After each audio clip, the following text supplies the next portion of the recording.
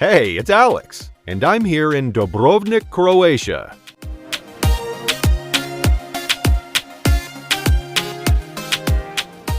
This city is filled with a rich history, stunning architecture, and is known, of course, for being a shooting location for Game of Thrones.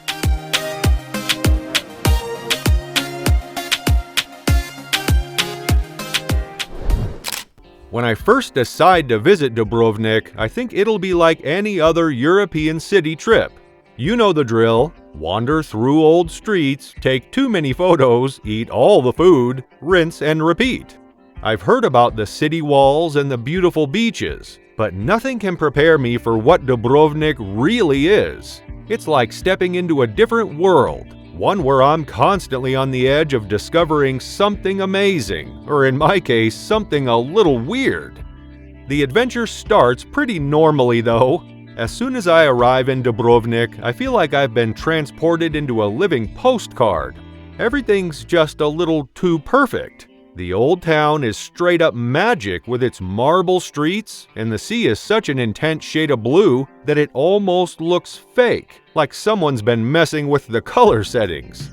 I wake up early on my first morning, determined to beat the crowds and get that perfect Instagram shot from the city walls.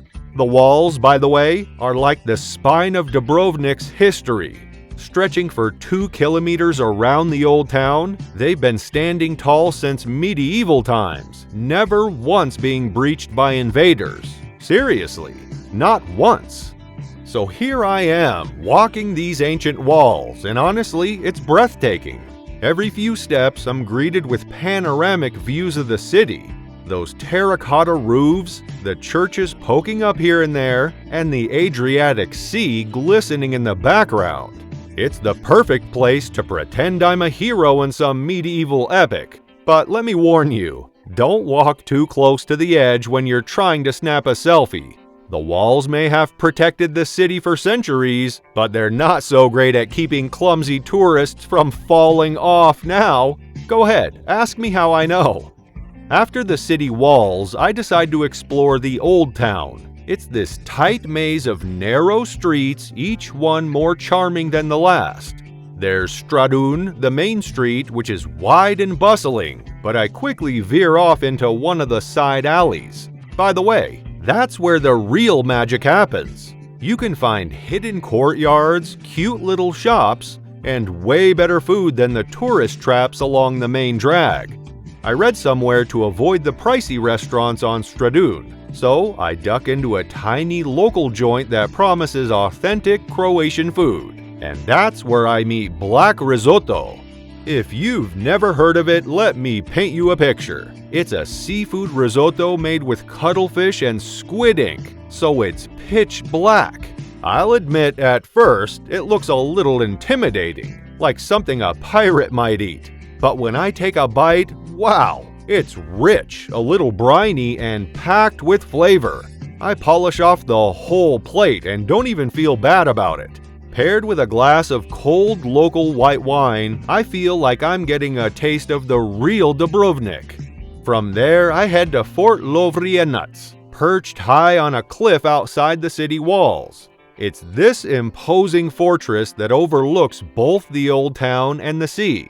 Also known as the Gibraltar of Dubrovnik, it's never been taken by force, and when you see it, you'll understand why. Walking up to it, I feel like I'm stepping into a set from Game of Thrones, and that's because they actually used this spot as a filming location for King's Landing. The view from the top is unbeatable. The whole city spreads out beneath you, and for a second, you forget all about the crowds and noise below. It's just you, the sea, and the wind. That's when I decide it's time for a little more adventure. I've heard that one of the best ways to see Dubrovnik is from the water, so I sign up for a kayaking tour. You start right outside the city walls, paddling in the crystal clear water with the walls looming above you. It's both humbling and awe-inspiring, like you're getting a sneak peek into Dubrovnik's secrets. We kayak past hidden caves and secluded beaches, stopping every so often to jump into the water and cool off.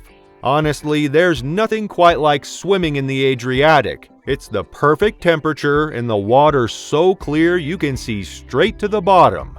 It's during this kayaking trip that the strange thing happens.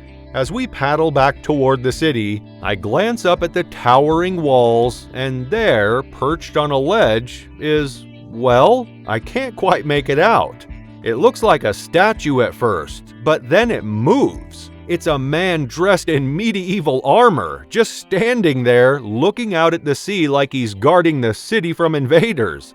The tour guide must have noticed the confused look on my face, because he laughs and says, "Oh, that's just one of Dubrovnik's living statues." Apparently, there are performers around the city who dress up in historical costumes and stand still for hours, blending in with the ancient surroundings. They come out during festivals and peak tourist times, a nod to Dubrovnik's rich past and a little bit of quirky fun. Still, it freaks me out for a second. I half expect the guy to yell, "For the Republic!" and throw a spear at me. Once I'm back on dry land, I need something to shake off the weirdness of the armored dude. So I head to Buza Bar. Now, Buza isn't just any bar. It's this super relaxing cliffside spot tucked away from the main roads. It's a bit of a challenge to find, hidden down a narrow alley and through a small hole in the city wall. But the payoff? Totally worth it. You sit on the cliffs with waves crashing below you, drink in hand, and the sun setting over the sea. It's like Dubrovnik's best-kept secret, and I'm kinda glad it's a little hard to find. Makes it feel exclusive. After a couple of drinks and a lot of daydreaming about living in Dubrovnik forever, I realize I haven't even checked out the nearby island of Lokrum yet. Lokrum is this lush, green island just a short ferry ride from Dubrovnik. It's a nature reserve, home to a monastery, botanical gardens, and weirdly enough, a bunch of peacocks. Yep, peacocks. They just roam around like they own the place, and honestly, they probably do. The highlight of Lokrum, though, is what they call the Dead Sea, a small saltwater lake that's calm, crystal clear, and perfect for swimming. It's surrounded by rocks and greenery, and unlike the name suggests, it's incredibly peaceful. I spend the rest of the afternoon floating in the water, completely forgetting about the rest of the world. As the day starts to wind down, I take the cable car up to Mount Srd for one last view of Dubrovnik. The sun is setting, and from up here, the whole city is bathed in this golden light that makes everything look even more magical. There's a restaurant at the top, so I grab a drink, lean back, and just soak it all in. It's one of those moments that makes you realize how lucky you are to experience a place like this. By the end of the day, I'm exhausted, but in the best way possible. Dubrovnik has surprised me in so many ways. The beauty, the history, the food, and yes, the random medieval guy on the wall. It's one of those cities that keeps you on your toes, where every turn brings something new and unexpected.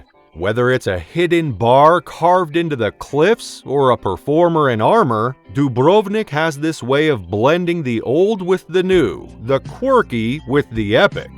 So, if you're thinking about visiting, my advice is simple. Do it. Just keep your eyes peeled. You never know what you might see up there on the city walls. Do you have any plans to go to Dubrovnik? Or have you been? Let me know in the comments. And if you enjoyed this video, make sure to like and subscribe for more. Until next time, keep exploring, stay curious, and adventure aloud.